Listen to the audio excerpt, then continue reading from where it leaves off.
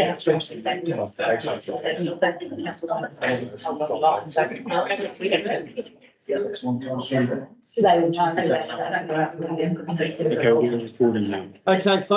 you very much. We'll just get ourselves back into shape here. We are on page 521, Cromwell Memorial Hall operating models and funding principles. Gareth regrettably is at home unwell. We do have Edward, we do have Louise, we have Andrew Lovelock online, and we have some Ben Gonzalez. Ben Gonzalez is online as well. Yes. Yes. Marvellous. And Ben Edward from Rationale. So the floor is yours. Thank you, everyone. You know, as always, and as Richard has just mentioned, we've got Ben Gonzalez, also from Rationale, who's a financial analyst, and Lovelock, Lawyer and Gareth. So we've pulled together a presentation for you because this project's been a number of years. There's a lot in the report and appendices, and we just wanted to bring to you the story, really. To kick off, I'll just take you really quickly through where we've got to in this report. So we've got an intro, Wayne's operating.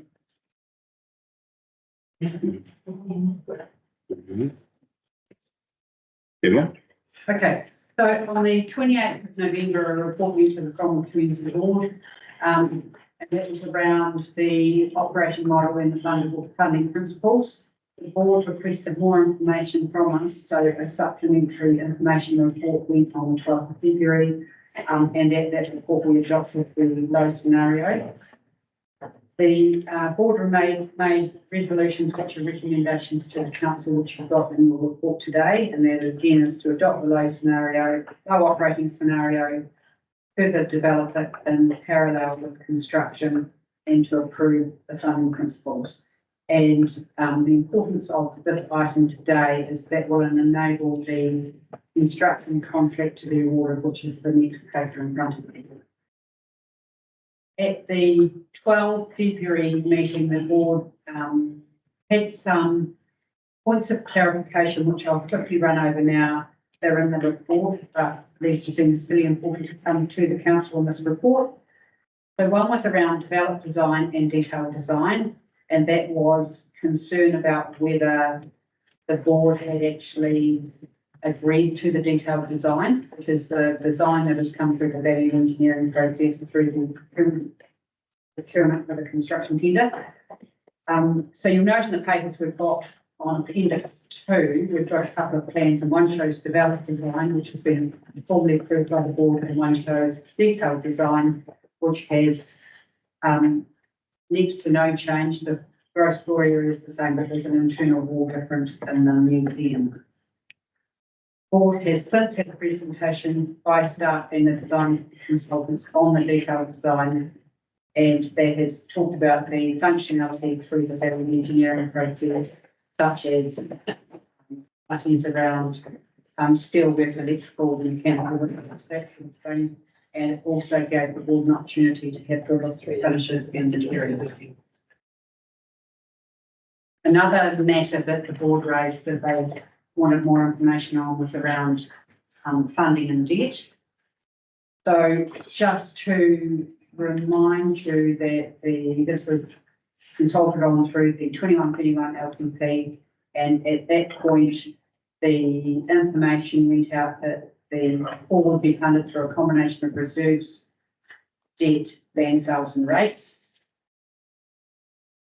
So following cost increases on the project, the board made a resolution noting that the shortfall could be funded land sales at Cemetery Road, and as a result, 6.3 million from Cemetery Road land sales have been rendered for this purpose. So that's actually sitting in the pot now. This paper, so earlier in the financial report, there was a question around land sales. There is still 5 sections at Cemetery Road which haven't been sold. And this paper proposes that the proceeds from those Cemetery Road sales, which is about go towards this project. And we also have the industrial land at Bannockburn Road, which is endowment land, and the endowment is in aid of from the borough funds. And we're proposing that the funding shortfall that's coming up now be funded by land sales from Cemetery Road 5 sections and the balance from Benjamin Road. And the other item that the board had quite a discussion on was around the significance and engagement policy. We have taken some legal advice on this. At that point, we had verbal advice, and now we've had the written advice, which we've circulated to you. Andrew's online and can answer any questions if you have any. But in summary, what we have said in the report is that this project has been treated as a significant item. It's been consulted on 3 times. Firstly, extensively through the Cromwell master plan process, and through that process, whenever the matter of cost or funding came up, we said to people, you will get your opportunity through the long-term plan too. That's when we'll come out and talk dollars. So it was a major consultation item in the 21.31 LTP, and that was the opportunity to talk about funding. That was approved, and then the third phase of consultation has been through the design process, where we've had a stakeholder engagement group and various other opportunities to look at design, and the design has been modified a number of times in response to this consultation. So that's the 3 phases. So what we're saying is that the community views are well known on this project, and that what we're proposing now, so the gross floor area of what's come up is a little bit different than in the long-term plan. It was 2,800 square metres in combination of the Board Museum. It's now sitting at about 3,000, so the scope slightly bigger. But as we know, there's significant cost escalation over time. But the point is that the rates impact from that is within the rates impact consulted on for the Cromwell master plan projects in the 21.31 LTP. So there's a bit more detail in the report.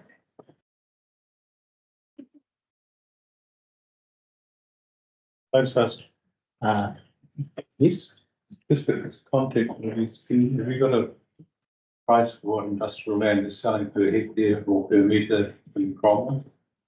No, but I'm sure Gareth will have. Gareth online? Yes, online, and he can put that through to us. Excellent. Or respond. I can answer quickly if you want. It's running between $500 and $700 a square meter at the moment. Yeah.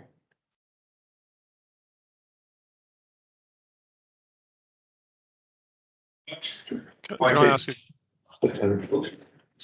If it's just related to what Louise has talked about, yep.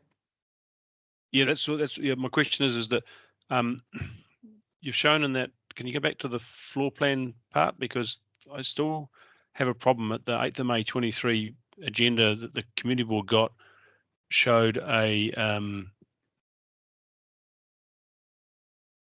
wall in the museum space that was an outside wall that was bigger than what we're currently seeing.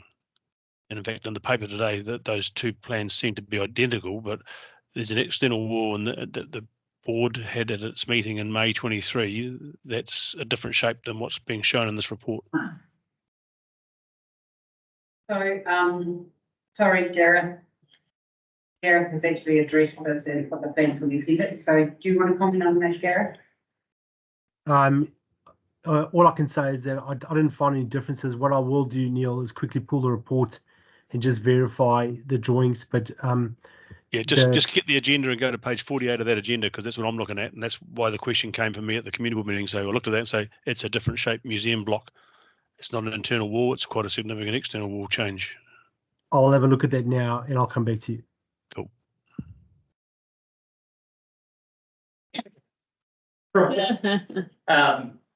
So yeah, I think I know everyone here. So I've been involved in this process since 2018, and with the start of the Cromwell master plan. Unfortunately, Tom Lucas, who's done most of the number crunching, is away today, so I'm filling that slot. But we do have Ben Gonzalez online, who's been working with Tom. So any of those real detailed questions, but we have. My purpose today is to run through the story. So you've been swamped with lots of information, and we just really want to make it really clear where this started, the different stages we've been through, and making it really transparent that we've gone through a pretty rigorous process. Next slide. So just in terms of the structure, this is following, you may have seen this conversation come from us before. We always need to ask ourselves, why are we doing this? What's the problem we're trying to solve? And half the time we miss that part of the equation and we just go to a solution. So what you've got up there is, hey, why are we investing in this? And I want to tell you that story. It's important that we continue to come back to it. And there's a good long history of that. What options did we look at? And what was the process we went through for determining the preferred way forward? Then we'll go into the commercial.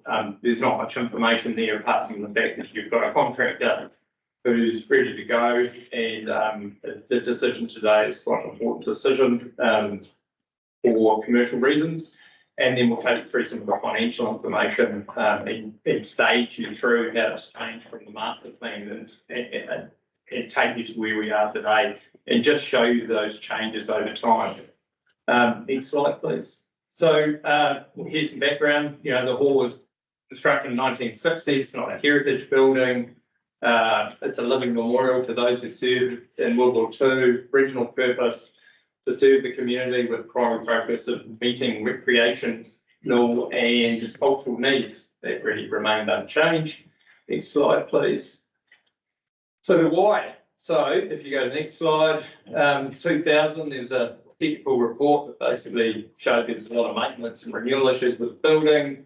2017, another condition assessment came back saying the building was in poor condition, needed a whole lot of renewals.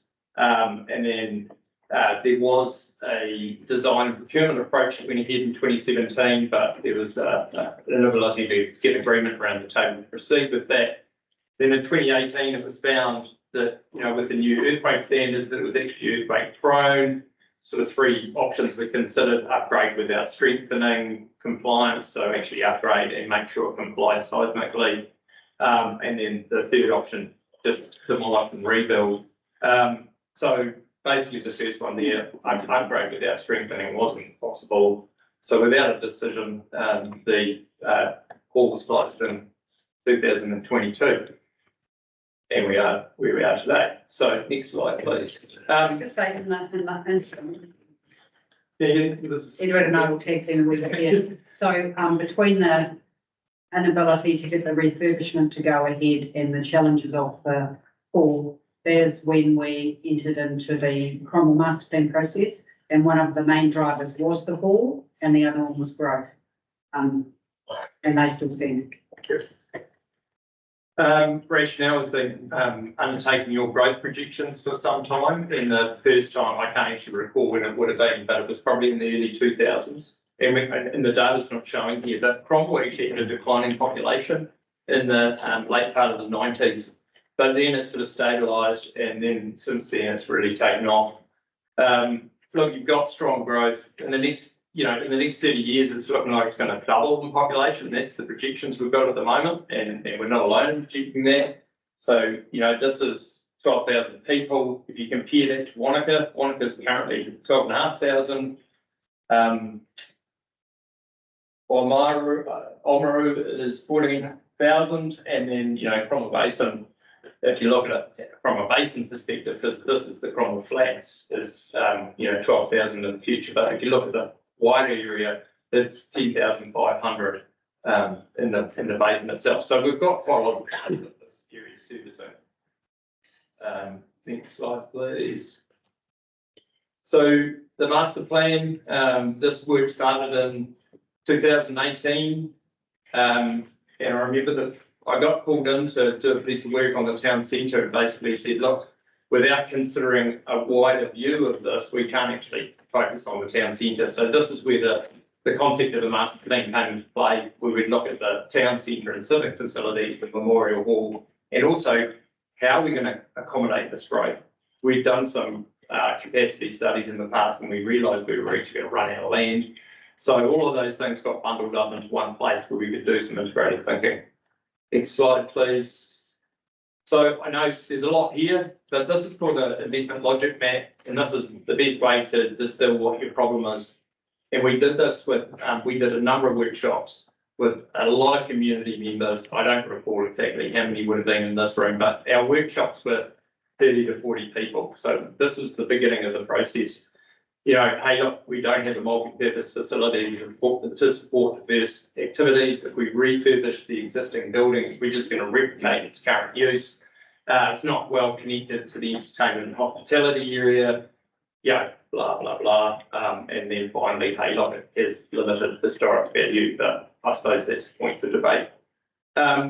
So if we overcome these problems, what's the outcomes we should expecting? So the next, and these still stand. I think none of this actually has changed, even though we're 6 years down the track.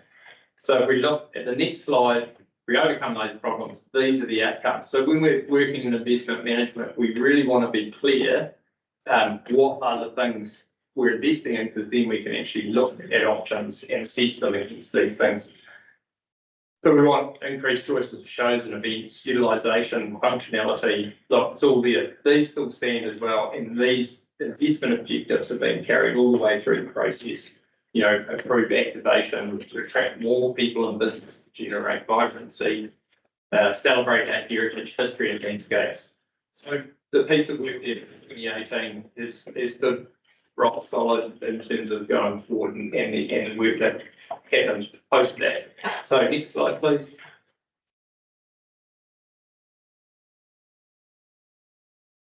Oops. It's also important to refer back to your strategic directions. I'm not going to go into any detail here, but if you look at the event centre and memorial, they all dovetail nicely into these. You've got lots of other strategies that we could look at as well, but these are more recent ones. So we don't need to dive into it, but you can see in there pretty clearly that investment in a facility like this actually meets the needs of the economic development strategy, and in the next slide, the destination management plan. So it's not incongruent with these documents. In fact, it supports it. Next slide, please. Right, so that's your strategic case. Why are we doing this? There's probably other evidence and material that we could dredge up, but I think it's important just to see the history of where we've come from and why we should be, you know, why is this project important? So this is the principal document that was derived from the master plan process, and it started to bring some pretty interesting concepts. And I think the concepts of precincts was something that wasn't actually considered at the beginning. We didn't have an arts, culture and heritage precinct down by the lake, and we didn't consider a town centre precinct, and that they actually have different purposes and bring different benefits to Cromwell. So that was actually quite a key part of the journey. If we go to the next slide. So once we had an arts, we considered an arts, culture and heritage precinct, we started looking at a number of options. And this is all in the document. And then we shortlisted those options and we took those out to the community. So we've done an ILM with key stakeholders and from the community board and other key people. Then we came up with some options, and there was a longer list than this because there's actually more detail that sits under this in our work. And then we shortlisted them, and then we went out and we communicated and we engaged, not consulted, because we were engaging with people on those options. Next slide, please. 3 options, basically upgrading the hall, and then create a memorial hall and function centre, but then go a little bit further again with option 3, which was an art, culture and heritage centre, and with the potential of visitor accommodation. Not only did these got visibility because there was the option shop sitting there and we people who come and go. We actually held events in there. It's been pretty well engaged on, right? But then these options were also put out into surveys. So next slide, please. So in the surveys, you got 467 people responding, which is actually really positive numbers. I was just saying to Louise today that Queenstown Airport got 250. So just by comparison, Yeah, so, and we weren't able to engage with the people probably as well as you guys have managed to here with this. So you can see from that, that upgrading the Memorial Hall really didn't get a lot of favour, nor did none of the above, but the actual move to actually creating a new facility, particularly with the creation of an arts, culture and heritage hub, really took favour.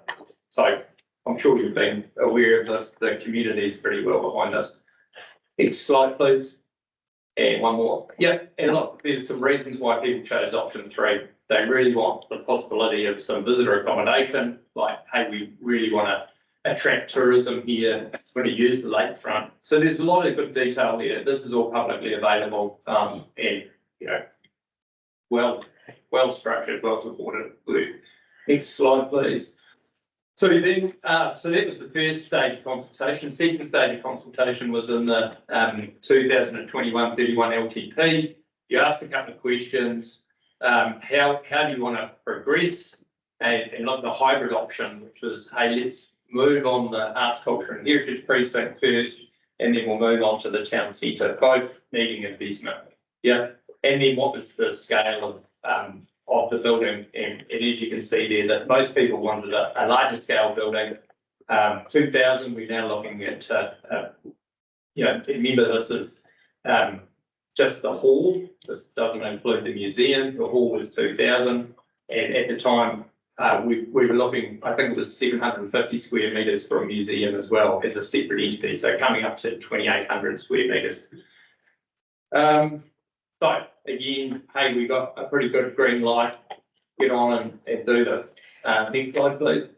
So then we've moved into further design. We've added another dot point there in your resident survey from 2022 that, hey, look, if the Cromwell residents see halls and stadiums as top priority, only second to water supply. Judith, oh, there she is. So interesting that it's rated up there pretty highly for that community. Look, then there's a whole lot of design workshops with a whole lot of different individuals and groups, more groups who were engaged and consulted on the design. So you've got Kaha, CCT, Fine Time, there's a theatre group, RSA Museum, Town and Country. Anyway, there's a lot of groups of people being engaged at a more detailed level. And then the preliminary designs went through a drop-in session, attracting 450 visitors, you know, 40% providing feedback, 87 being positive. So the story is pretty strong that the community really wants this thing. Yep, next slide, please. Now, this is probably where we get into a bit of detail. Is it okay if I stand up? Yes, I am, okay. but if you can speed it up a bit, that would be good. Okay, I'll speed it up. Right, okay. So look, I think it's important, we've tried to show the journey in these numbers, and you know, there's some thought that the project's grown in size, and this, it hasn't, you know, it's been 2,800 square metres. What we have got here is an increase in cost, and this is about a 30% increase in cost from when we were in the LTP, and a lot of that's been driven by COVID, inflation in the construction industry. Also in this year, we said it was a plus or minus 30%, you know, at this stage. And as you'd expect, as you go through a project, you improve the quality of your estimate. Next slide. Oh, yeah, I think that's good. So look, the economic benefits from the project, as you'd expect, accommodation, hospitality, goods. Next one, legacy benefits. Hey, look, this is a representation of who we are. You know, reputation, brands, cultural benefits, cultural history, kotahu, post-European settlements, arts, culture, the social benefits, stronger social fabric. All of these things are really important for a strong community, and investments like these bring this stuff to them. Right, next slide. So who will deliver it? Gareth has been working on this, but he's asked me to kind of present. Next slide, please. There's an ROI. We've now got 5 responses, 4 tenders selected to tender. All the 4 tenders were above the budget estimates. lowest price tender said, hey, look, we can go for a value engineering exercise. They went through, negotiated with the lowest price tenderer, found they could find $2 million worth of savings, which is, about 5% in terms of total cost. And then, hey, we've got this revised budget, which includes a $2 million contingency. The offer's valid until today. Next slide. Okay, I'm going fast enough. Peter. Almost. Look, just in summary, there has been an increase in capital costs, so I'm going to take you through those. There's an increase in the operating costs. The borrowing remains reasonably consistent. There is an increase in rates. This is just putting it on the table, right? We've developed a financial model. We have taken a low scenario.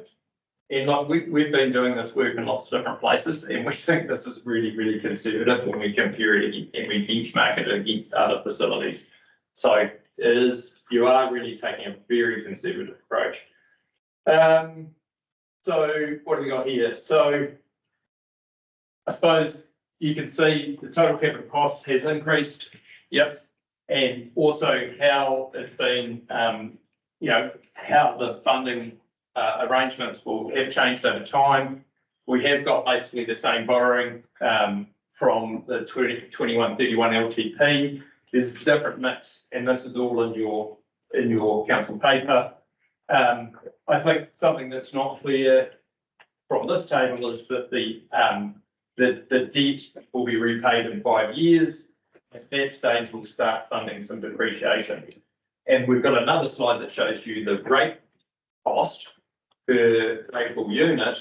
It's actually at the peak. And we've got, if you need support on that, the peak value, it declines over time, plateaus, and then it'll climb gradually, but we've provided the peak rate cost. So next slide. Sure, there's some big changes here in the operating cost. Yep, so sure, some low figures here that have actually increased over time.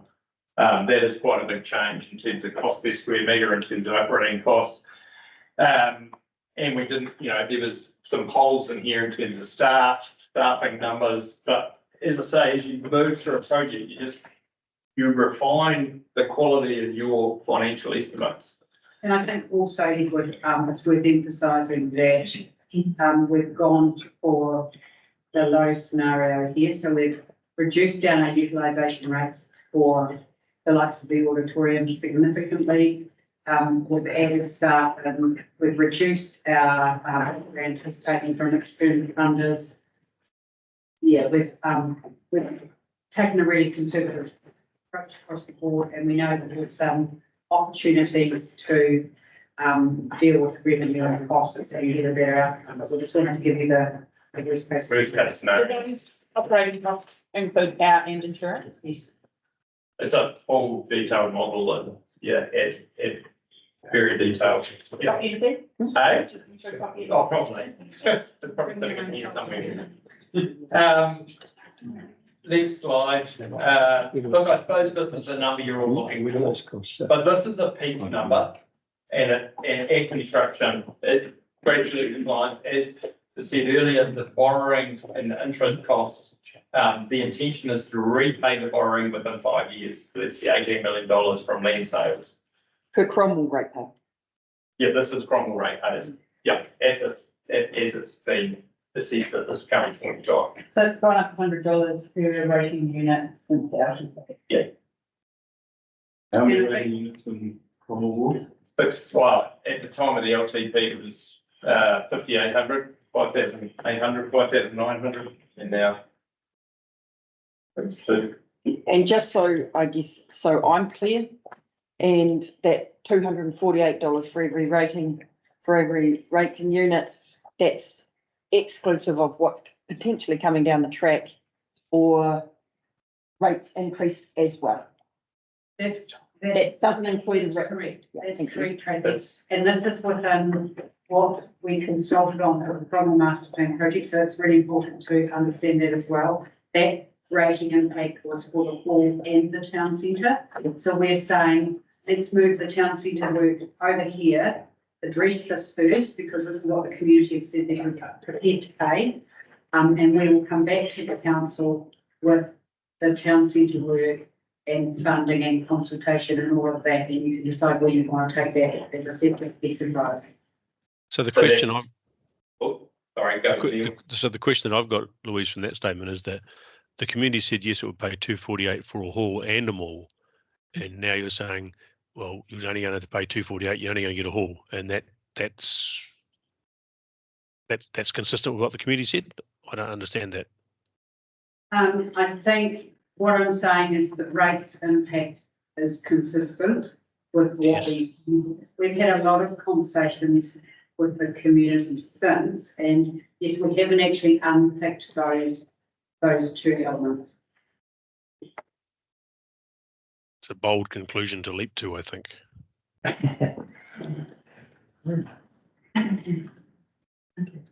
We'll investigate that further.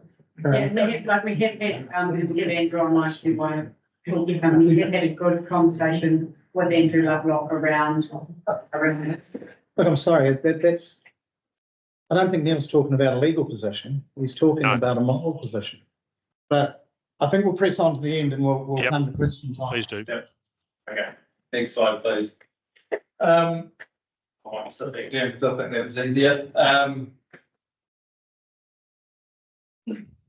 So there was another conversation about, there was some anticipation that if we took the museum out, it would make a big difference to the facility and the costs. So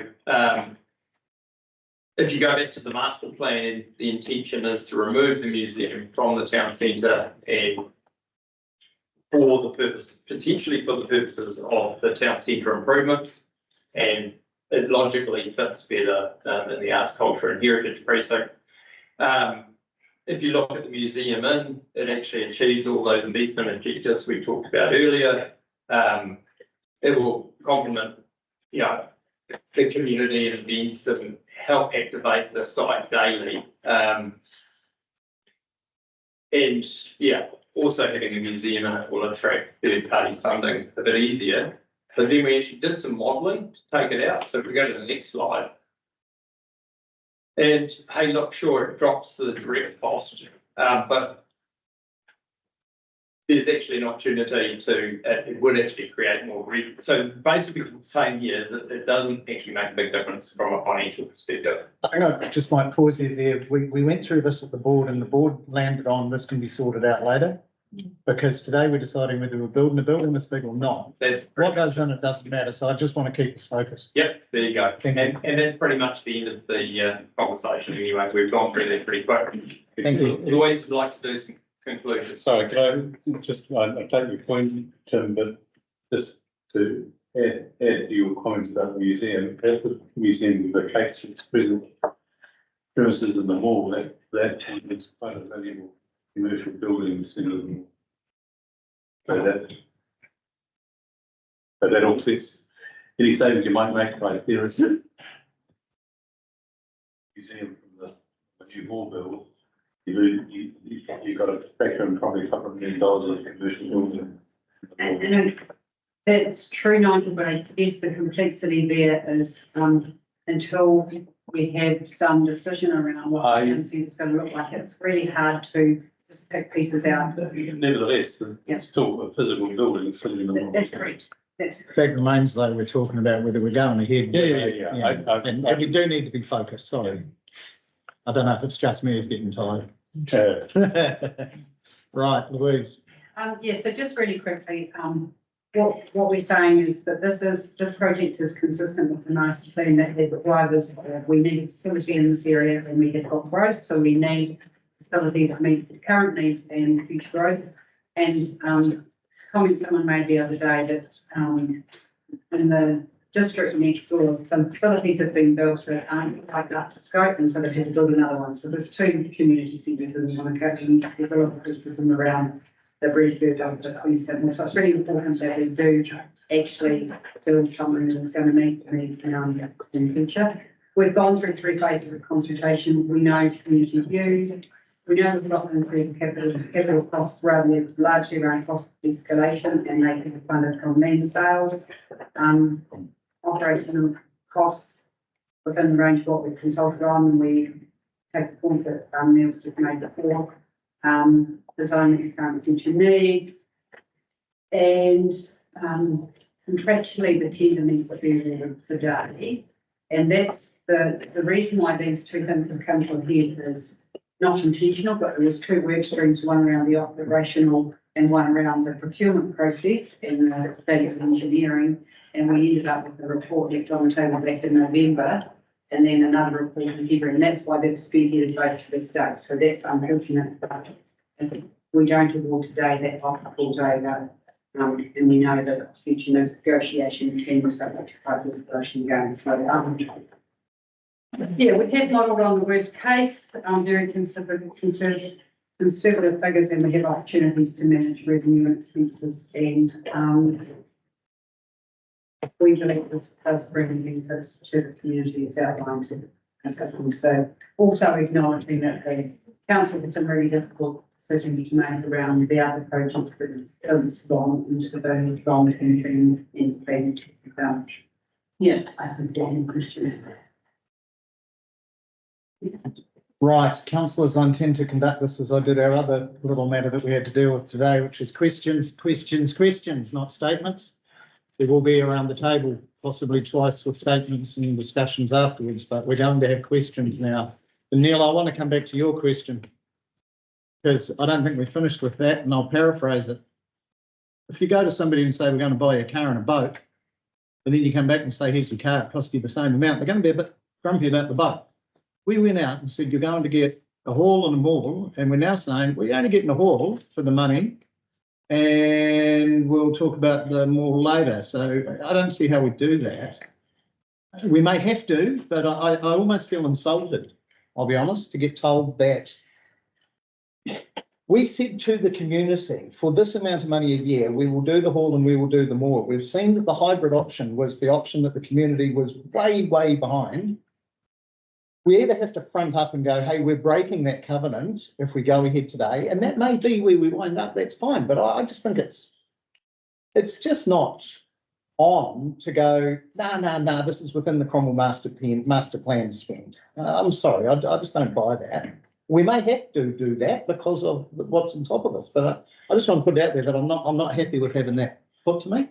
So I understand, and I'm certainly not the intention to mislead or insult. The rates impact that we had shown, as we said, is a worst case scenario, and it's for a period of maximum of 5 years. In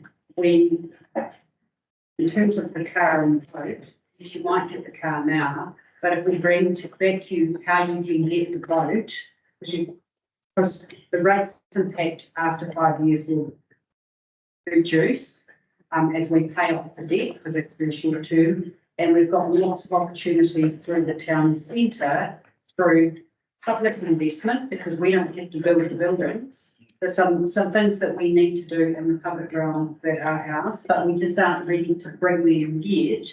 And we will be coming back with focus on meeting the rates impact, but those decisions will come back to this table. I just come back to it though, because I want to emphasise that no matter where we come out of this, if we come out and we put that to the public, I won't be happy, because I'm just looking at the consultation document now. And if I may, Bishop, Please. I do think that's a valid point that councillors, you do need to discuss that one today, because on the LTP, you did go to the community, you said one thing, they came back and were quite clear on what they said to you. And now, so there is a perception that they could see this as a change. So I think this one has to be teased out. Because going forward from here, we have to be quite clear in the decision making, because obviously any decision to go out and reconsult on this to test the premise of the assumption, with the recommendations that they are valid. Because we know that if we had to go and consult and any delay, there'll be an impact. It's what we've got. I'm looking at the hybrid option now, and it said in year 3, pretty much where we are now, the district-wide increase in rates would be 11.41. So that means that the maul was kicking in now. Now everything's been delayed, but what we're saying now is that the more will kick in another 5 years. So, okay, the car and the boat analogy might be not ideal, but we're saying you're getting your boat in another 5 years, and we said you're getting it around about the same time. Now, we may have to do that, emphasise that, but I don't think we can be quite so cute about what we're doing. If we go ahead with this, we're not doing what we said we were going to do.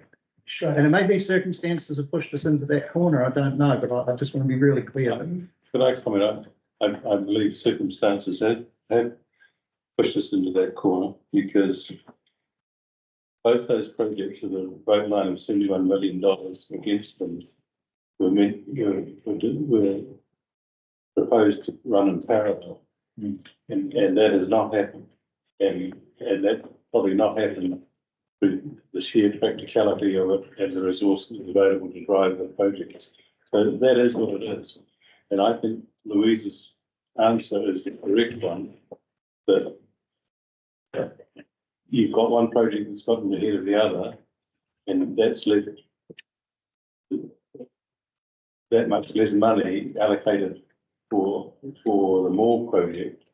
But the three things I think you have to take into account is it is over time. It'll be a delayed delivery. The input to the Moore regeneration, the prospect of public investment, is also, I believe, have not been factored in. Is that there is, I think, considerable council investment into the Moore as opposed to Cromwell Ward investment. Because it's clear that the regeneration of the Moore and the work that's been done is that one of the prime drivers is the regeneration of the facilities on the council owned by council and on council land. And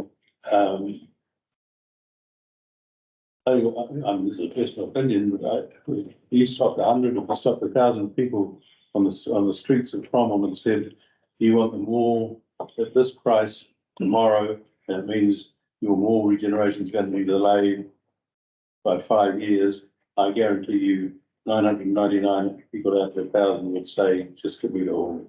Right. I'm going to apologise because I went off on the statements instead of questions, and Nigel, you followed my suit, and I wasn't going to stop you doing it. But I do apologise. Questions? Martin. I left our discussions earlier on today, and like the possibility of distributisation falls to be one of those things. Potentially. When does the rest of us get a say on this? Now, Now, well, I'm talking about ratepayers. in terms of distributisation, Yes. well, Before the end of the year. it depends on how this works. If we were to go ahead with this today, then the rest of the district, and if we do go ahead with Hawes as being part of distributisation, I think we're looking at everything. We haven't decided that yet, but that's the direction in general. Then the rest of the district at that consultation would be faced with, hey, this is actually not going to be a Cromwell Town Hall, it's going to be a Central Otago. We'll have the name Cromwell Town Hall. But I think that's the discussion for them. And that may be something you want to put in your matrix of thinking as whether you approve this today or not. But of course, the rest of the district and the council can say no to distributisation. It's the question that's being asked. We're certainly not determining that.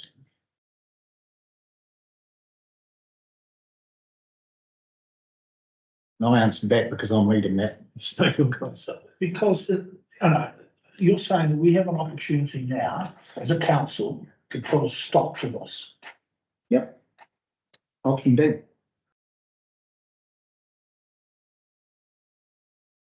But we'll ask more questions before we get anywhere near. No. Yeah. And the reason that is because, I mean, under the LTP, what was approved was a sum of $30 million. It's changed, so the decision rights for that sits with council because only council can authorise that level of increase for this particular capex project.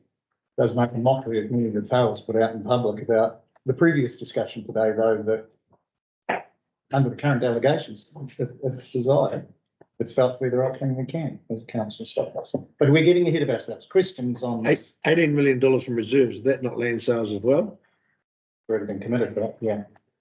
It's actually, sorry, Something like that. That's already in the pot. That's not future levy totals. No, but that, how did that arrive, how did the $18 million arrive? Land sales and underspends and however you gather your reserves. Now that, and that would all only be from the Cromwell ward. Yes.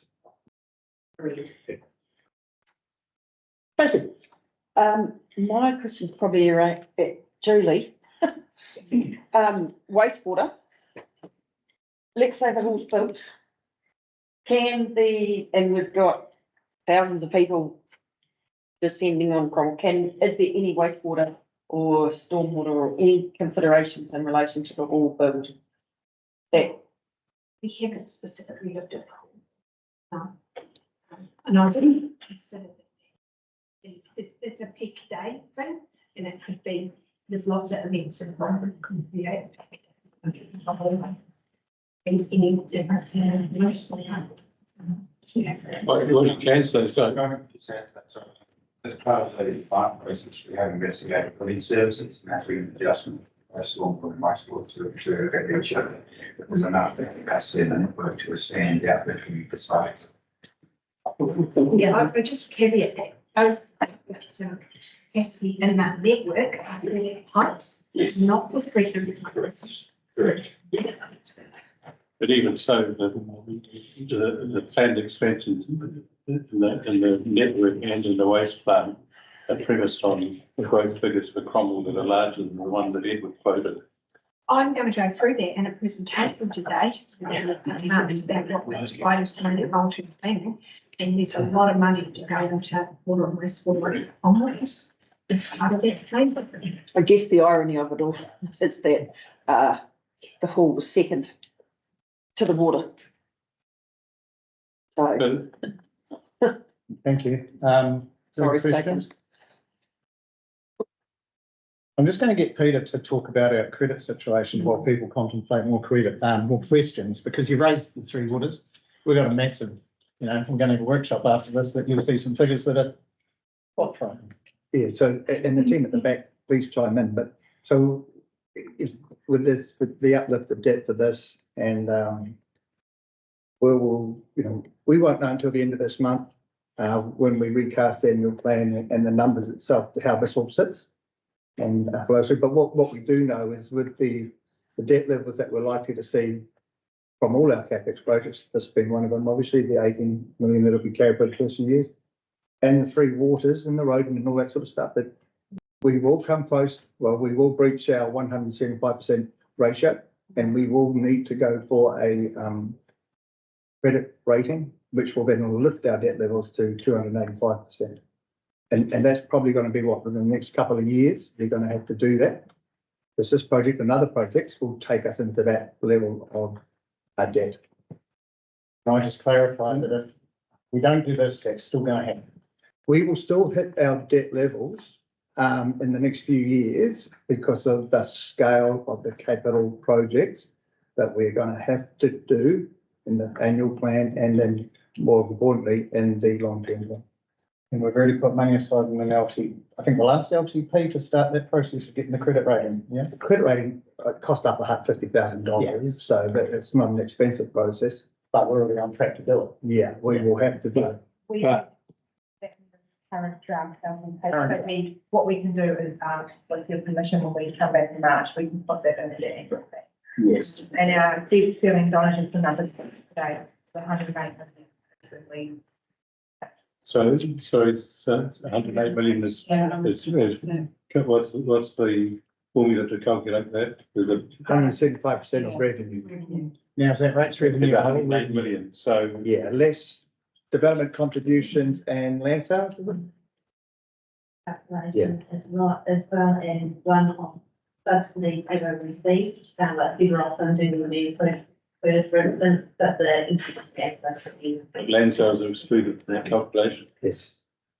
So when you go up to the 285 limit in money figures, that must be 175, so it must be about $70 or $80 million of further debt. And the rest, because the rates revenue will have increased significantly by then. But Yeah. if Louise says 5 years I'll pay for loan funding before we draw down the last lot of loan funding, that loan funding of 18.4 million paid out of rates. You're saying that 18.64 million financed to interest and paid from rates. The debt's gonna be Land sales. Eh? Paid over 5 years from land sales. over and above the $25 million worth of land sales now. So we'll be paying interest while we're selling the land. Yeah. So basically the whole lot is land sales funded. Oh, and grants and so. Six, Funding. 2.5 million external funding. Yeah, which we've been really conservative about, and we haven't included the development contributions because we haven't got policy yet, so we will be having a community, we're reviewing the development contribution policy, and we'll be proposing to bring to you a DC for community facilities. I guess what I'm saying is only the $2.5 million external, it's not land sales to pay for the hall. Which roundabout way, it won't really affect their debt levels if. It'll only for that period of time while we're selling. Yeah.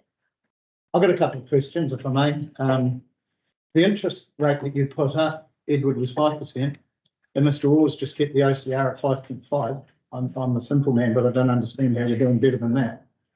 And that's a question I had put big on those. In terms of the assumption around 5%. Let's assume 5% over the life cycle of the debt. Looking at the model here. It's 5 years. Does Donna know what it is? It's 28%. Donna, can you help me out? I think our last one that we got was around 5.6%, we did get it better than market rate. But at the moment, that's where our debt levels are sitting. I'm about to renew some debt, so we have to see what that rate comes in, but it'll be, and it won't be less than 5. I guess we were told we were very conservative. This is a low scenario, et cetera, and yet that interest rate seems hugely up. If it's over the life of the debt, It's 2024 there, 5%. yeah, but if the 5% is calculated over the term of the debt, which is 5 years, 5% might be reasonably conservative, because the expectation is over the next 5 years, interest rates. Yeah, reviewed today. States known. So Okay. The other one, It's 1.2 million debt. revenue of 600,000 a year. What are we basing that on? Who's pulling in 600K in a town of this size for a hall of that size? So are you there, Ben? Yeah, can you hear me? Can you share some of your spreadsheets with us? Just if I may, just on the modelling, just look, and from my own experience, and the Booty can chime in at the back, we have a similar facility in Upper Hutt. We get an operational grant, probably about $800,000 a year, and it makes revenue of 330,000. 47,000 people in the borough. It's very successful, but it only makes $330,000. So that's the practical experience that I've come from with a facility like this, is that they challenge to make revenue. That 605 is nice, and I do hope it materialises. But I think councillors have to realise that at times we may have to provide greater OPEX to cover those costs. Ben and I did a whole lot of benchmarking around the country for the Te Manawa Takioti Papa, which is the Tauranga project. And we looked at different facilities around the country, and it was a really broad, there was a lot of differences in how different facilities performed. So. Because I heard Tauranga cited at the community board, they get 85,000 cruise ship passengers a year.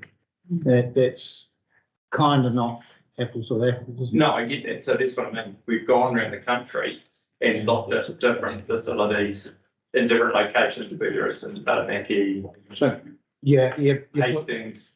you had Wanaka up there. How does the Wanaka, I mean, that's a fairly, they've got the Wanaka Centre. What does it bring in a year? So I'm not over the level of detail, but at this level, apologies about that. Still, throw anecdotes of people. I think it's a fair question. Anyway. Roads like Insta. Yeah, probably. So- So my calculations say you need $1.1 million worth of interest repayments over 10,500 people in the basin. So that's $60 per ratepayer to service the interest rate on the difference between what the income is and what the cost of borrowing the money till you sell your $18,700 worth, $18,640,000. If that accumulates in compounding interest, who pays that? Does that get paid by the ratepayers? If that doesn't get paid off, does that debt accumulate? I guess is the question. If you take the rate and take 6% as an average, because we could have a 0.5% rate rise, servicing the 18,600 million, 18.6 until you sell, it's 1.1700 in interest divided by the 10,000 ratepayers in the district. If they don't pay, that does accumulate debt of who would either sell more land to pay that, the loss of interest. For someone like you, they're going to sell that loan financed and interest paid from rates, that 18.6 has got to be paid off in 5 years some way. I guess the only option is to sell the land now before you actually borrow it. Because you're going to save 1.7 million in interest per year. Yeah, so we have 5 sections ready to sell right now, which is about 2 million, and we've got the Bannockburn Road block. Not road block, Bannockburn Road property. And we will make sure that we have that ready to sell and whatever that looks like to achieve. What stage is that, Bannockburn? Well, it's recently been rezoned industrial, but we haven't got a development plan yet. That will be the next stage. Which will be staged, definitely staged, with the aim of releasing sections to make this debt as approved. And just for context, because that's why I asked the question before, you've got 52 hectares of industrial land in a high demand area, an area of really high demand for industrial land. Selling at $500 to $700 a square metre times 10,000 square metres a hectare, I think. So you're talking about a land asset of whatever, well over $100 million, and it's got to be brought to market and it's got to be staged. But in the context of what we're talking about in debt, retirement, debt repayment, figures we're talking about the Cromwell Memorial Hall, I'm not going to say they're insignificant, but in context of potential land we've got for sale in a demand market, it's not a big problem. And But there is an opportunity cost there, isn't there? The opportunity is you spend the money on that, or you spend the money on something else. well, I mean, I'm aware of the mayor's statements about wanting about making statements, not questions, but we're in the statements area. I mean, I've sat on the Cromwell Community Board for a considerable time of that torture history that Edward outlined, and we've already walked away from one tender for the wasn't a refurbishment, was all but a rebuild of that hall. And this council, CODC, walked away from a tender with whatever kind of reputational damage you get. And the idea that you could walk away from another tender for this hall, to me, is just ludicrous. Sorry, I'm just going to pause the statements because I want to make sure, and I appreciate that I've also drifted on this. Are there any further questions? Yes. So I am then going to go around the room and make sure everyone gets a fair go. Question from Neil. I've probably got more than one actually, because one's going to lead to the next. Yeah, right. Off you go. So looking at the report on page 523, where it talks about under the 21.31 long-term plan, said we had debt funding of 16.1. Then it talks about the construction tender and the value engineering process. It says the capital funding is now made up of land sales, external. And could Louise, the team, can just go through and just clarify exactly what's in those numbers, where they're coming from and what it actually is made up of. And then the next question will follow that, which will be saying what land sales are required, what approvals has council given for those bits of land to be sold already, and do they need to be still done? So is this under the heading 21.31 long-term plan now? Yep. And then it's got the makeup as well, 6.7 million, 2.5. I just want to understand, so the 6.7 million from land sales, what land sales where? What land? Is it the Bannockburn industrial land? Is it that? And then while you're also in that whole mix, is that, no, I'll leave that next question about Bannockburn industrial land till the end. Carry on. So 7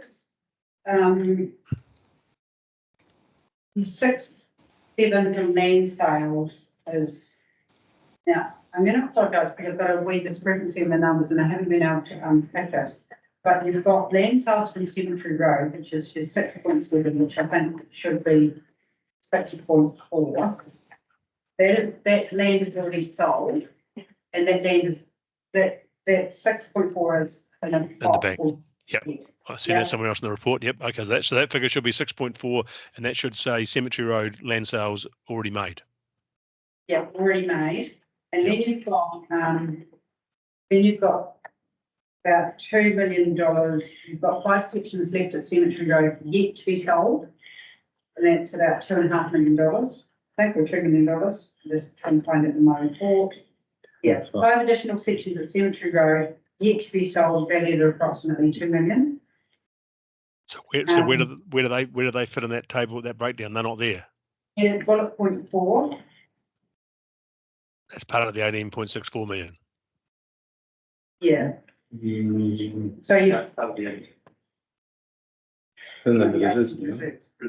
Reserve. So your final line, 18.6 to be loan funded with interest paid from rates. That is to be repaid by land sales. So and the $2 million is part of that. There's $2 million there, and then the balance of 16 whatever will come from the Bannockburn Road.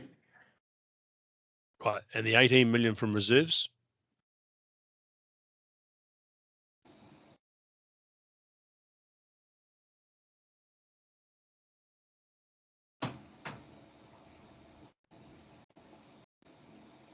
It's gone from past land sales. Yeah. Sorry, Linda's just explaining about some of the demand we've got on the Bannockburn Road ready to go, and we're aware of that. But yeah, that's the 16 odd million of Bannockburn Road endowment. And sorry, Neil, what did you ask me? Well, what's the $18 million from reserves? What reserves are paying that 18 million? That's the Cromwell reserves that is earmarked for this project. Where did it come from? Was it Gear? Was it Cemetery Road? A combination of all of that. I don't know whether. What is made up the reserve account, that the 18 million is here. There's 3 different accounts there. The exchange. And there's also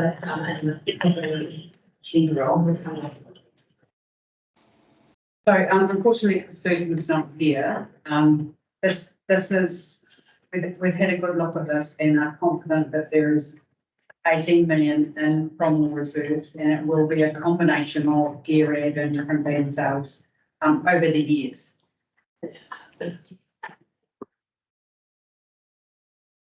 And okay, the next bit will be a comment, so I won't make that just yet. The Bannockburn Road industrial land is endowment land. So what that means is there will be proceeds from the sale of endowment land that will be going towards the Cromwell Memorial Hall, and that will be not an insignificant sum. Yes. Thank you.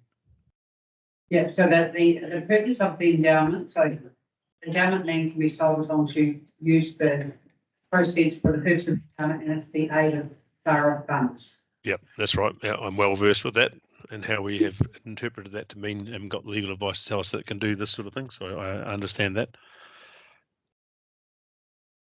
So my concern is, I guess, that, and this is a question, is saying that the way that those numbers are portrayed in the report, I think would be need to be better expanded.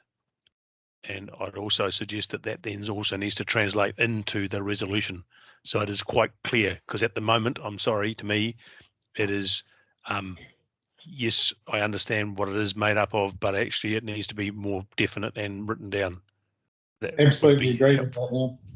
And it might be helpful if Donna or somebody, while we continue this debate, can start drafting that up for Wayne to put in, because I'd already noted that I wasn't going to be going ahead with tens of millions of dollars of funding based on 3 words. No, And the numbers results- need to be in the resolution for them, in my view, for us to be able to give it the appropriate level of consideration, given that it's $45 million, and this council has never, ever, ever, in my experience, and probably before me, spent that much money on any single project. Right, further question, Neil. I've got Tamer after that, and then it'll be a question. Nigel? Definitely. Oh, good, I'm glad. And then Stu. So I'm going, continuing with Neil, Tamer, Nigel, Stu. Oh no, I pretty well did all mine, I think, at this stage. Thank you. Oh, Yep. Thank you at this stage, Tamer. Given our recent track record with developments, how confident are you that that land will be ready and sold within 5 years? I'm confident because we have people knocking on the door for it now. And there's many ways you can progress a development. You can subdivide a block up and sell it. That does not take long. We're giving a comprehensive development that takes a whole lot longer. So if we stage this, we can deliver what we need to in 5 years. Okay, Nigel. Where does potential proceeds from Gear Avenue Stage 2 feature, if at all? So Gear Avenue, as you know, there's approval for a staged development of that one stage of Gear Avenue, and it became a little bit complicated because of all the opportunities. For example, the rental through the in-hub, that sort of thing. But the proposal is to use the proceeds to fund further developments of that. Yeah, To fund further stages. So the first stage is to sell some sections. But it has been factored into. That's not in this. But again, for context, you looked at Gear Avenue Stage 1, Cromwell Community Hall, netted through a combination of the sale of land and a joint venture of $10 million from an equivalent piece of size of development is Gear Avenue Stage 2. And the lessons learned from doing Stage 1, you could expect a better return on Stage 2 than on Stage 1. So there's that order of profit to be made out of Gear Avenue Stage 2 development, where the proceeds of that and how when they're actually realised maybe open to the question, but the fact is there's that amount of potential profit conservatively based on what we did with Gear Avenue Stage 1, and we made from Gear Avenue Stage 2, which would and a lot of that $80 million that's in the reserve account comes from Gear Avenue Stage 1. Yeah. Is there an appetite to sell endowment land to fund the whole lot in the light of what we've been through today and in the future? Because it's only ever been designated for Cromwell, and it's only if it's only the figures that we've been shown, it's only for Cromwell ratepayers. Because if ever we go back to the rest of the decision we did earlier on today or distributisation, that money can't be touched. So why not use the whole endowment fund? You're only going to spend it once to fund your hall. So basically you're saying the 2 million that's still lined up for Cemetery Road, they're available right now. If we don't use that, but we use that 2 million comes from Bannockburn, we pay interest for a bit longer and it's endowment land rather than. Yeah, and then if we ever go back and readdress the issue we've got now, and it says, well, because ultimately I can't remember what they meant on this morning from the brains bugger, but community boards can't sell land. There's a whole lot of land sales sitting in there that's council land that we never, other than talked about the long-term plan, but now you've actually got a perfect chance, and endowment land can't be played around with other than the benefit of its district. So fill your boots is what you want anymore, because clearly everyone wants everything you can have, but sell your land. Can I just get a supplementary to that, and then I'm going to come to Neil. I'm at 5 to 7. Let's say let's say 600 a square metre for the industrial land, because it's somewhere between the 5 and 6, 7 we've been told about. I can't remember how many square metres is in Bannock Green. If you sold the whole lot tomorrow, I'm not saying we're going to, but if you sold the whole lot tomorrow at 600 a square metre, what are you realising? So. It's huge. Yeah. Can I jump in here? Yeah, thanks. You're looking, and this is just estimate costs and obviously based on demand, but you're looking at a gross value of about $300 million. Thank you. Yeah. That's a lot of context. And that's all endowment land. Yep. That is Well, correct. we just about- Can I just throw something in at that point? Is section 97 of the Local Government Act. Section applies to following decisions of a local authority: a decision to transfer the ownership or control of a strategic asset to or from the local authority requires it to be in the long-term plan. So just be aware of that when you're talking about the use of the endowment land and the way you're So that's a thinking of target. it. So you're saying it has to be entered in the long-term plan to be able to be transitioned across from an entity to wherever we proceed to spend it. Well, there's some consideration so that certain decisions to be taken only if provided for in long-term plan. Section applies to the following decisions of a local authority: a decision to transfer the ownership or control of a strategic asset to or from the local authority. So you might need to consider whether the disposal of the endowment land in its entirety is in fact a strategic asset and requires that level of attention. Just something to be aware of in terms of timing of how quickly you can move. And we'll check that because we do list our strategic assets in our long-term plan, and it's very clear. I'm not sure that land is listed as strategic assets for CODC. I think we're quite specific in what's covered, and I don't think land or endowment land has its own title. no, it doesn't. Consider Our strategic assets, eroding, Three Waters, Council's waste assets, portfolio of reserves as a whole, don't know if that means it, pools, airport, Cromwell Airport, Alexandra, Molyneux Stadium, elderly persons housing, cemeteries, libraries, that's it. So the only one would be Council's portfolios of reserves as a whole. I don't think endowment land would be counted in that, would it? I mean, I don't think that's an exhaustive list. The question I'm saying is that council might need to consider is that in this context, given the value of the land, which is significant, a strategic asset, or could it be? It might not be. I'm just alerting you to the possibility of needing to. that's about. I mean, at the moment, if you look at GB, current value of the land is probably 8.6 for the Bannock Green. So, you know, does it meet that threshold now at 300 mil? Would it? I've taken that from the significance and engagement policy, Andrew. But Yes. I guess the question was, can we, and is there an appetite to use endowment land solely for the Cromwell Hall? Yes. Sure. The reason why we proposed it the way we have is because we want to get rid of debt as quickly as possible, and using the Cemetery Road sections, we've already got some of it ring fenced and the reserves. It means we're clear debt a lot quicker and we only have debt for 5 years. If we wanted to develop the Bannock Road block, we would be, I don't think it would be wise for us to sell it undeveloped. The value is so much lower, and to actually develop it to the point where you get maximum return takes some time. But we can easily release part of it quite quickly to clear that debt. And it's the box coming from the endowment. Now, I think I had Neil and then Cheryl. Am I right, Neil? Did you still have a question, or have I lost track? I know you're right. I think you tell me I was next. Yeah. I think just to pick up is that to reinforce the need to get clearly the buckets that the funding is going to come from is just being, I think, demonstrated more and more. The concept of using endowment land and having to realise it first and using the money from other buckets and to be repaid from the endowment when you realise it is not something we haven't done before either. So I think to Stu's point in particular, that is an opportunity that needs to be explored.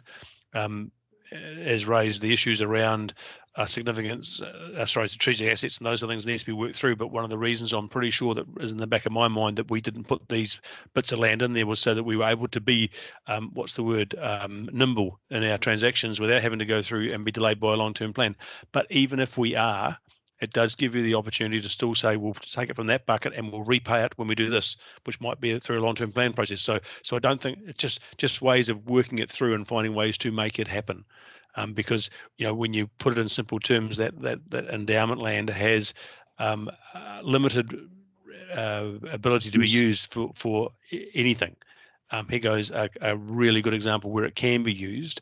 And if you can realise it, then you do address the funding. But again, you've got to make sure that we provide the certainty for that to happen through whatever we resolve today. Thank you. Cheryl? I was just thinking along the same line. Can I just ask you, so Cemetery Road is not endowment land, right? I'm not 100% sure of that. That development's been going for quite some time. Okay. Not, are you saying? It's my understanding. Okay. So haven't we done into the borrowing before? So is this not the same? It is endowment land. That was all part of the big block that was given in 1890, Cemetery Road, the industrial estate, Chafer Beetle in that area, Highlands Park, but not Gear Avenue. I stand corrected. So Gear Avenue's not. Gear Avenue's not endowment. Endowment land anyway. Yeah. Okay, well, that makes that easy. We've got the map from the original lease. So Cemetery Road is endowment land. Yes. Good to know. Endowment land goes back to. Yeah, the purpose that it was endowed. And so the purpose it was endowed was for the benefit of Cromwell. So it's Cromwell's money. It's not the Cromwell Community Board's money, but it's Cromwell's money. Just to be clear. And that falls under our jurisdiction as representative of the Cromwell Borough. Well, I mean, I guess that's where it gets tricky. It can't be used outside of Cromwell. No. So I mean, to me, that the solution is right there in front of us, is whether we can fund the parts over the period of time of sailing to building. At the stage, it works fine. Like Neil just said, you can't get rid of it. Naseby's got it as well.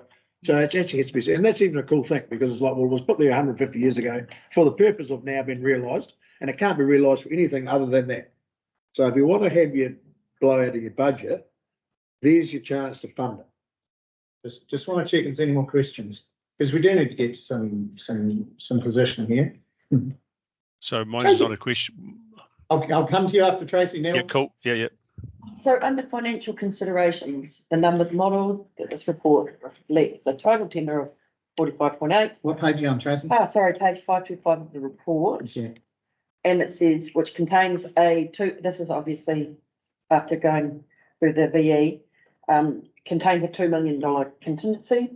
That's the preferred tenderer know that. Is that something the preferred tenderer knows? That there's a $2 million contingency. That's been arrived at through the value engineering process between us and the preferred tenderer. So they know there's a $2 million. Okay.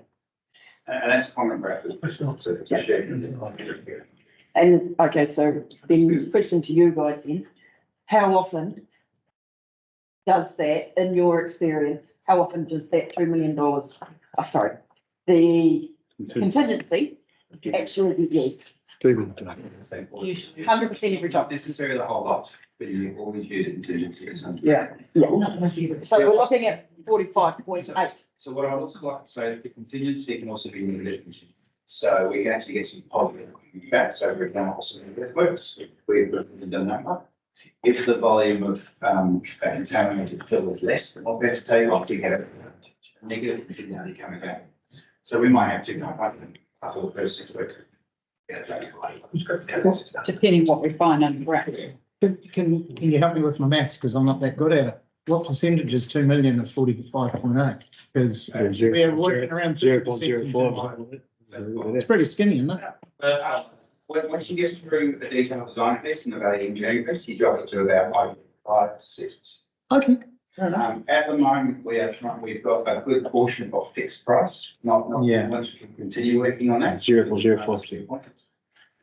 Keep firming up to get provisional items is fixed, and therefore to be getting confidence in that is maximum. So there's agreement to about 80% fixed price now.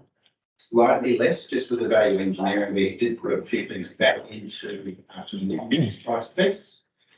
But should we get awarded today, that is actually our mission to get converting originals in more so to be relevant to the fixed price. It is quite comforting having that degree around 80% fixed price. Tracy?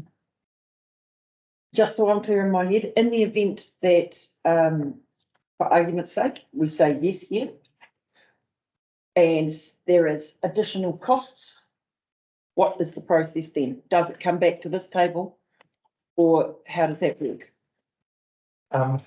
Well, again, if council gives approval for 45.x, whatever that total number is, then any cost above that, we would need to come back to, because you've set a mark, and anything above that, we would have to come back to council for it.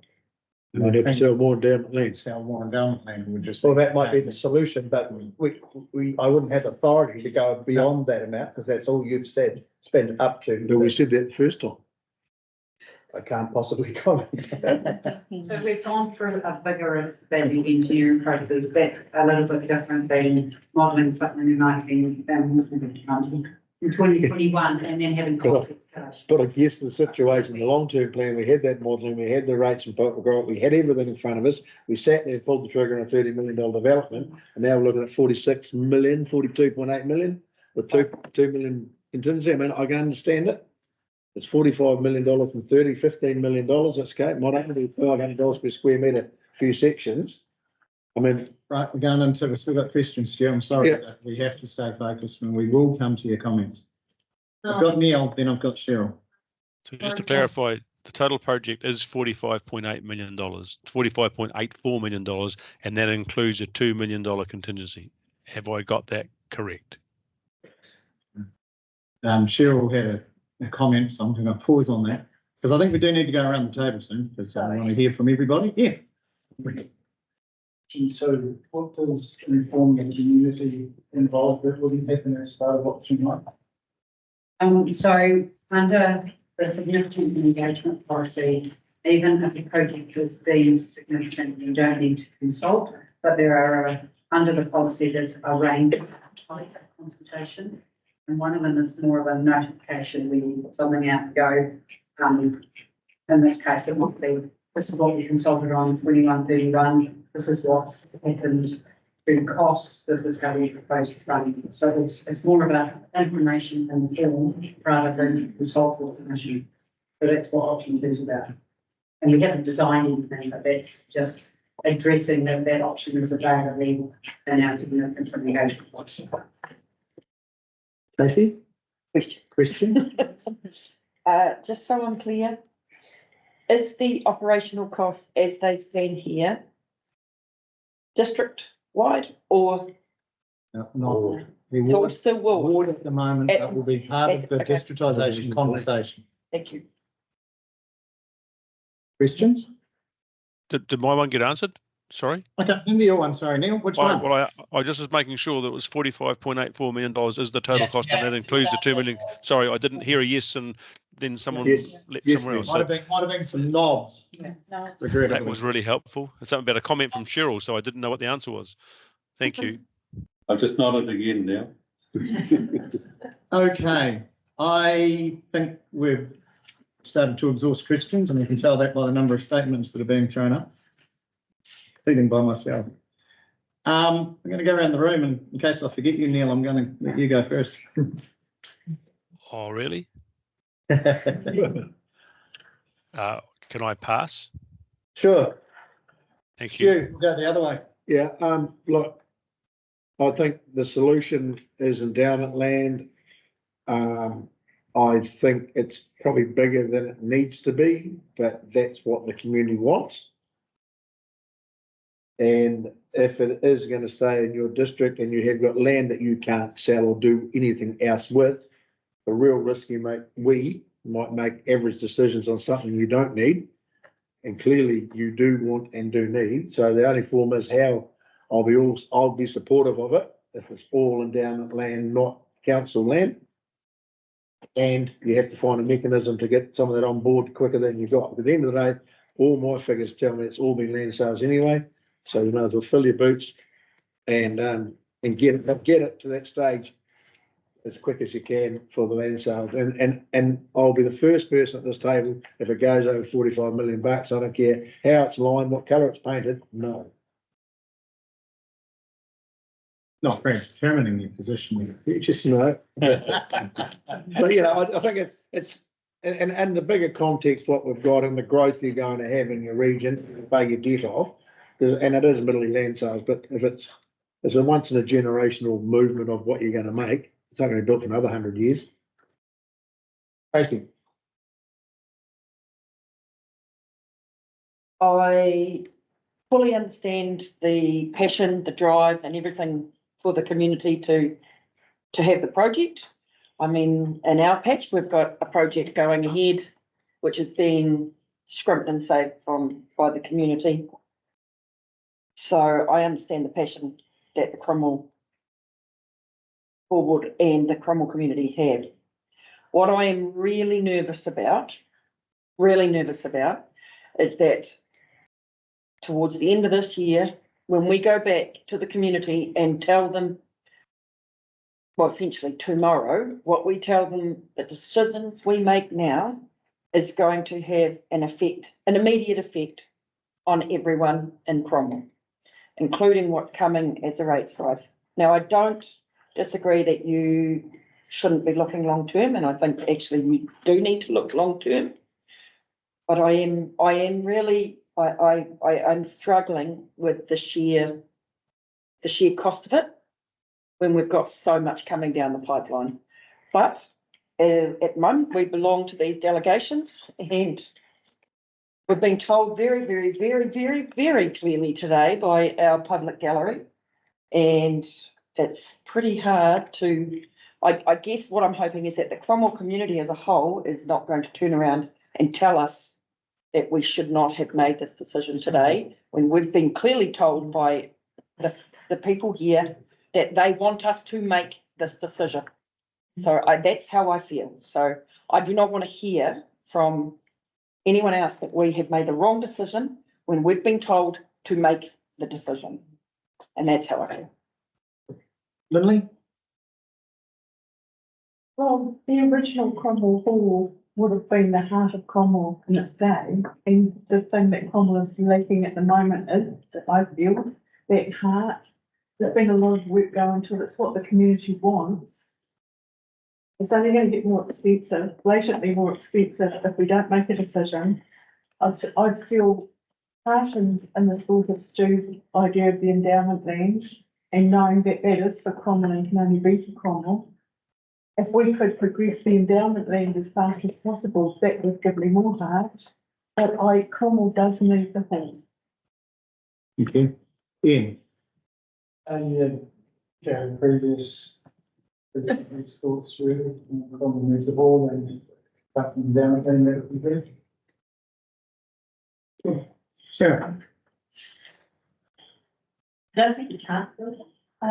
You can't? I don't think we could walk out of here, I think I can say, we've decided for a second time in this process to not build a hall. If we do that, a council of the future, which none of us would probably get voted onto, we'll build a hall. Especially on scroll. But it just be one, that'll come from Monday, they'll build a hall one day and it'll be 60 mil or 80 mil or 100 mil. So we're kicking the can further down the road for this. We're saving the money now if we don't. But they'll spend more eventually. The land that we sell might be worth more to cancel it out, but I think it's inevitable that it needs to come now. But this has been too long. And if that's the case, possibly it's a project that I respect. And there's a big learning there before we get into the mall. That we've got an opportunity to have a look at whether we needed what we've ended up with and whether it has ticked all the boxes. I'm sure it's going to be amazing. I really do hope that those figures are conservative. Otherwise, God only knows where we end up. We're lucky to have that endowment land, and like you say, use it, spend it, all your savings into that. But the community need to understand that's what we're doing for them. And like you say, if Cromwell's sticking up to Cromwell's got to empty its bank account to get what it wants. And then districtise it and you can all pay. That's going to be the conversation. That's going to be an interesting conversation. Yeah, but because we're making this decision on the basis that Cromwell ratepayers are paying $2.50 each for a haul that we have all stamped our feet for and we have to suck that up. But if we come down the line and say, oh, by the way, now we're going to districtise it, you can't have your hobby if you haven't saved enough money, but I'm going to chuck $50 on your rates to pay for Cromwell's haul. Well, Cromwell can pay for the home. That's a change. Martin. So if we've got to this point, when the next item on our agenda is to approve the contract. You know, agenda documents, it's just ridiculous. I think some of the assumptions being made of the revenue this venue is going to generate are extravagant to the extreme, because coming from somebody who's in this industry, I know how difficult it is to fill a hall.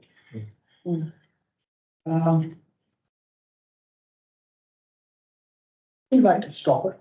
It's a frighteningly huge amount of money, the biggest capital spend this council's ever seen. And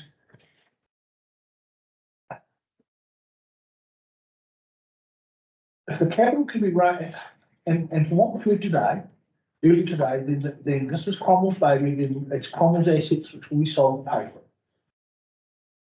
When we come to have that discussion on districtisation, that might be not as far as, it may be OPEX as opposed to CAPEX. Right? And I wish the operators of that venue all the best, because it is going to be a challenge. But I think, you know, it's got to a point now where I think hindsight's a wonderful thing. Maybe the $7 million option, which was first floated 8-9 years ago, should have been more seriously considered. 5.4 million. 5.4. Yes. I've got to admit, I'm amazed I didn't slip on some irony as I went across the doorway this morning. Cheryl. I actually take on board what Martin was actually saying.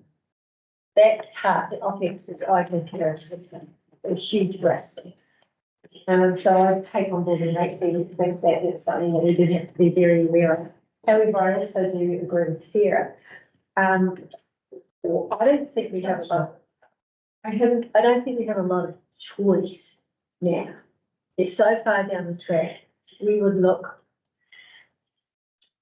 completely ridiculous if we pulled the pin now.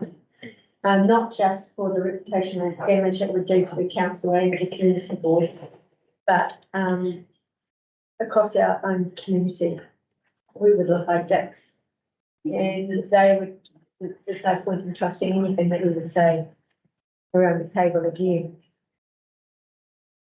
I also think that one thing that has hit us and we don't seem to really take into consideration, except probably Julie, COVID hit us, it hit everybody, and all the prices went through the roof, not just the building, but I mean, it's affected the whole world. We are just another victim of that, or the whole is just another victim. We either suck it up and get on with it, or we just wallow. We can't do that. We've got to keep going. Yeah, sure. Nigel, you've had your turn. The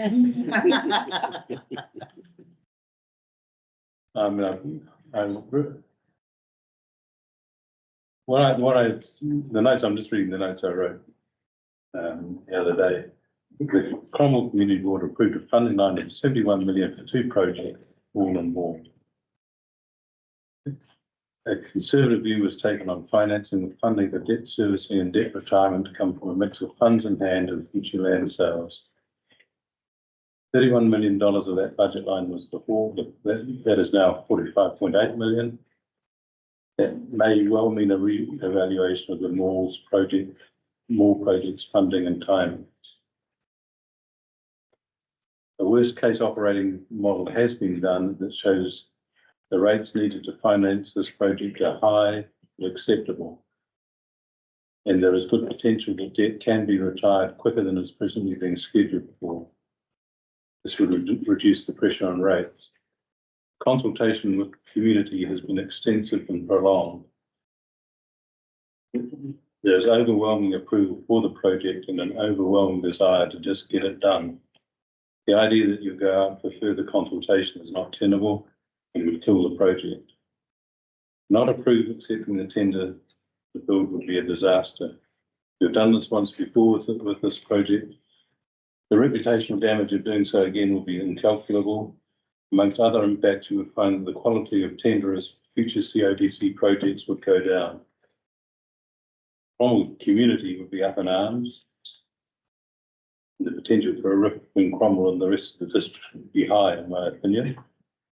We would be writing off sunk costs of over $3 million, and it would be a real risk that a new brief for a cheaper, smaller haul would, with inflation, end up costing as much as we're looking at the moment. The tendered price of $45.8 million is effectively a locked-in price. The new hall should be seen not as a Cromwell ward facility, but as a hall and event centre that will have district-wide benefits.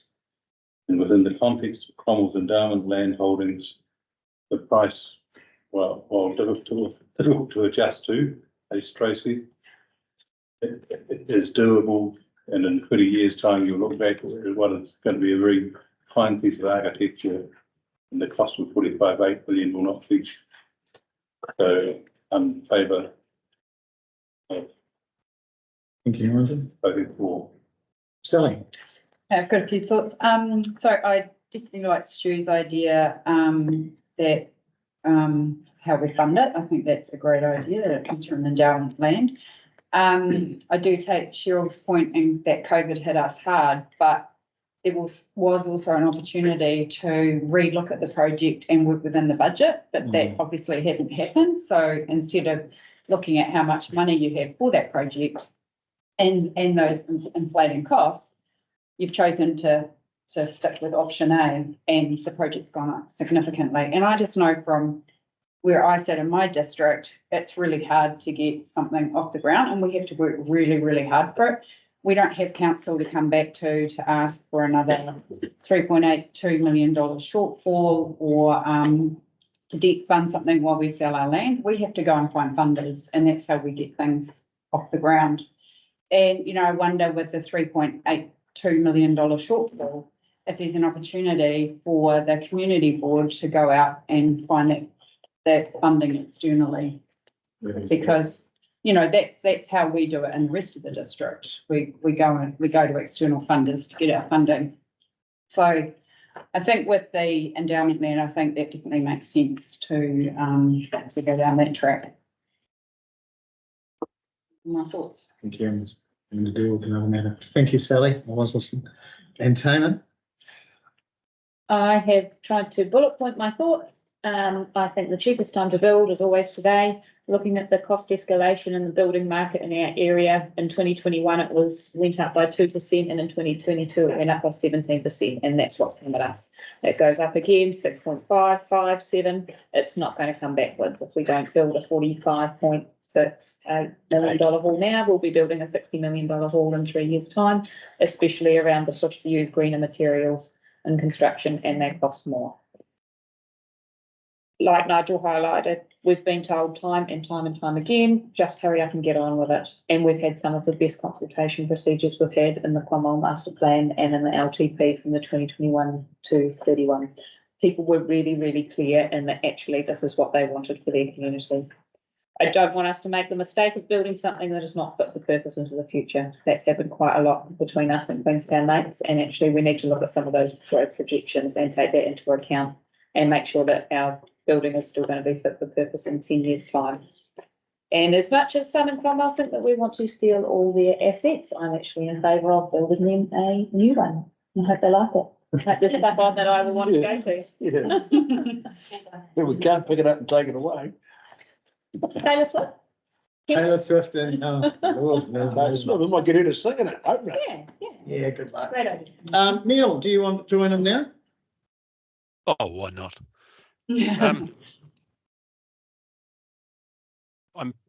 I'm heartened by the level of support that's been offered from around the table. However, I'm in a situation where I can't let my principles and my determination to make sure that we have solid decision making in place. And through this whole project, we have been getting ourselves in front of ourselves and ended up in a situation where the cost escalations, for whatever reason, doesn't matter what, have gone through the absolute roof. I have been all the way through this process wanting to get detail, and still today I'm looking for detail. We said to our community, we're going to do for, I think Nigel said the number was $71 million. At the same time, we're going to do you a mall and a hall, a museum and a town centre.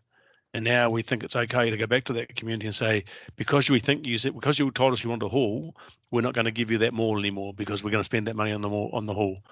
Now, using the endowment land might free that up, and I say might because we haven't worked that through yet. Those numbers in the report still don't tell me exactly where the money's coming from. I still don't know for sure if there's enough money going to be left to do anything in the town centre, whatever that's going to be. I accept that to go back and consult is going to kill this project, as Nigel so succinctly put it. It's going to kill our reputation. But that doesn't mean that's wrong to do that. That's a pretty brave move to make, and obviously one that my fellow councillors aren't prepared to take. Well, I am, but we're not going to have to do that, so I don't have to worry about it, do I? But I think that's what that to me would be the right thing to do, to make sure that we explain clearly the situation that we have got ourselves into. And I say we have got ourselves into it because that's the only thing you can put it down to. The sad thing for me is that my view will be seen as someone who wants to try and stop the hall because he got pissed off because the refurbished hall that he was part of was canned by some people that railroaded a community board and took it down the wrong path. That is not the case, nothing further from the truth. I think this facility will be fantastic. I just think that we haven't got the process around it right. There's still some uncertainty around numbers, and I'm hopeful that in the recommendations that are come that will no doubt be approved by this council, that those numbers will be in there and we can make sure that we've got it well covered. Just because we've got some good luck with some endowment land, that still doesn't make it right. So I think we're letting our community down in so many ways. Thank you, Neil. So my thoughts are these, and they echo, as often when you put yourself 12th on a list, so many other thoughts. And I'll start with some of what Neil said. I think we have let ourselves down. We've let the community down in the way we've gone through this. And we are taking a leap. It's a leap of faith if we go forward. It's a leap of faith that projections are going to come out to be right. Gosh, I don't have doubts, but we'll see. But if it's, well, maybe if we do get Taylor Swift, it'll make 600 grand a year. Maybe not. Who's Taylor Swift? Whatever. There's, look, and I'm not pointing a finger at staff. I'm not pointing a finger at the board. I'm not pointing a finger at council. I'm pointing a finger at everybody, including myself. But we are where we are. There's a lot of lessons to learn, and I'm sure we will learn from them. I think the hall's far too grand for now, but I think Cromwell's going to grow into it pretty damn quick. And I think you're right, Tony, that we've got a history around this broader district or area of building things too small and regretting that. And we've got, you know, places near us that have got growth that Cromwell's getting that'll teach us that lesson. The numbers are staggering. They are big, but they're manageable. The endowment land's there. So, okay, Cromwell said to us really, really clearly through 3 very deep consultations, and I took the time yesterday to go back to the submissions that came with the 2018 LTP and read all of them on the Cromwell Town Hall. Very few of them talked about money. Quite a few talked about design, quite a few talked about this and that. But the constant theme was get on with it. If we stop now, we go into a death spiral. It's as simple as that. If the one thing we could realistically go out with to the community is two things. We either don't do it or chop part of it off. We'll call it the museum park because that's what it's been called, chop that off. Well, by the time the costs go up, you're probably going to save 10% and get 70% of the building. That's stupid. We are where we are. They told us to get on with it. That's what And they they need will to pay do. And they'll pay. And they're happy to pay the $250 extra plus the 27% rate increase on top of that. Well, I've made myself pretty plain about where that sits with the mall and everything else. I won't go into it again. I am going to find it very awkward as mayor to go out and take Tammy's point. I think it was Tammy's mayor. Because I've been saying we got 20 to, whatever percent rates rise this year that we can't do anything about. This we can do something about technically, but I also don't think we can. We've come too far. Yeah. So on that basis, we're all kind of in agreement. Some aren't. I want to have a look at A, B, C, D, and E. I'm going to make two suggestions to those. The fourth bullet point on C, I'm going to move this shortly, but I just want to get them down so that Wayne can, I should have emailed this to you, Wayne, so. I will do that now as I speak.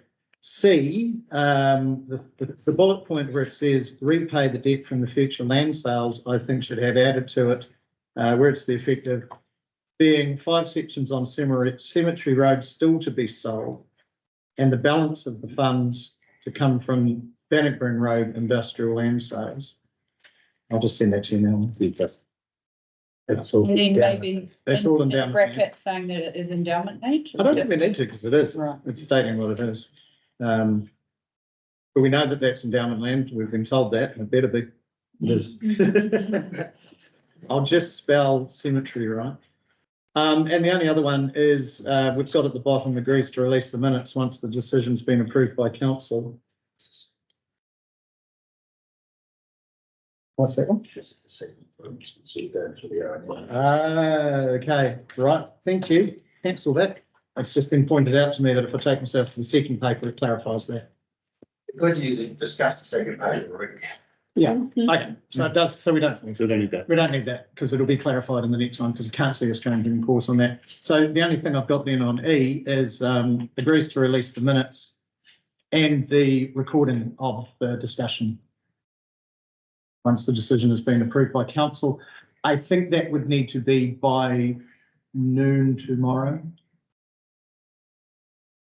Right. We will need to formally inform, so then, What's the next question, next item on the right? yeah. It's only the next paper that. Well, it's the next covers paper, the but agenda. The next paper Can won't this be getting part released. just be, Yeah. can this part not go? This one preempts the decision of the next one in a way, which would, if this was released ahead of whatever action we need to take on Friday at the latest. I think the two need to be released at the same time, so we've gone back to the people who we have to go back informally. Can go back to them. Couldn't you do it so it said that released when the resolutions of agenda item 24.2.22 have been met, I think implemented? And I think in fairness as well, though, that there needs to be some comms put around this. There needs to be a reasonable amount of time for that. If it's a matter of picking up the phone and calling the tender ashore and the Cromwell Community Board chair. Look, we'll definitely do the phone call. I think it probably needs to be followed up with a little bit more formality as well. But yeah, we were probably working to, well, we've actually gone a bit long, but Friday was probably comfortable-ish for us. Just having a week, Dylan, we reckon we can do the end of tomorrow. But just to pull it together and make sure we've got some. By 8 a.m. Friday morning. That works for us. Because then you can embargo it if need be. Yeah. Thank you. So the only change to E is agrees to release the minutes and the recording once by 8 a.m. Friday, the 1st of March, 2024. So that's the only change I've made to that. I'm going to move that. So there's nothing for D, sorry. Nothing to that D because the C because it's captured in the next one. I mean D, that's key assumption. Well, that.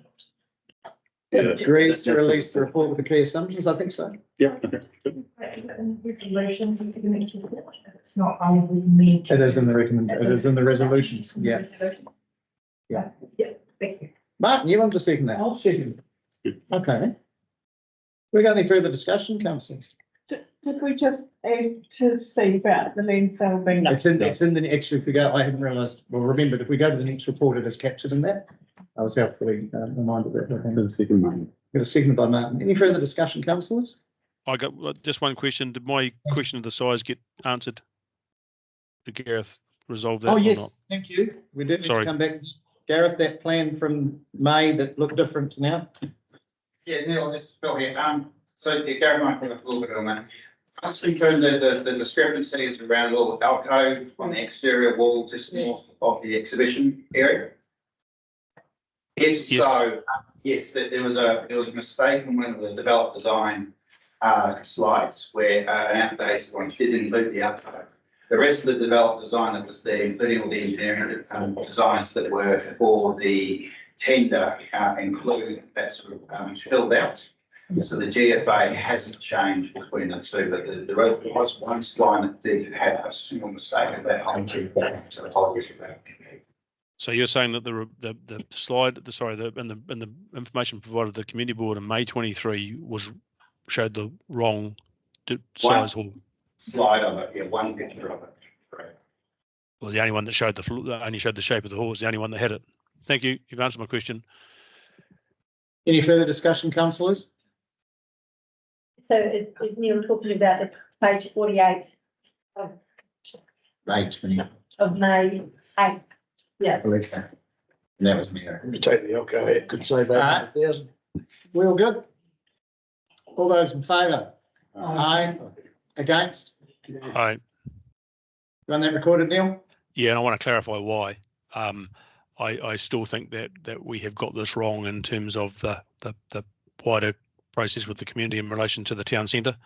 And I understand all the other compelling reasons as to why you don't choose not to do that. And I'm not convinced that's necessarily the right way to do it. The outcome will be the right outcome. I know that, but I just don't think we've got the right process. So that's why I'm saying no. Okay. I don't think we can record the reason, but we'll record the no. Is that correct? Well, it's going to be recorded anyway, but it won't be recorded in the minutes. But no, objection, mate. Yeah. All right, councillors and staff, that is a biggie. Thank you. That was a really good debate, and I appreciate what everybody put into it.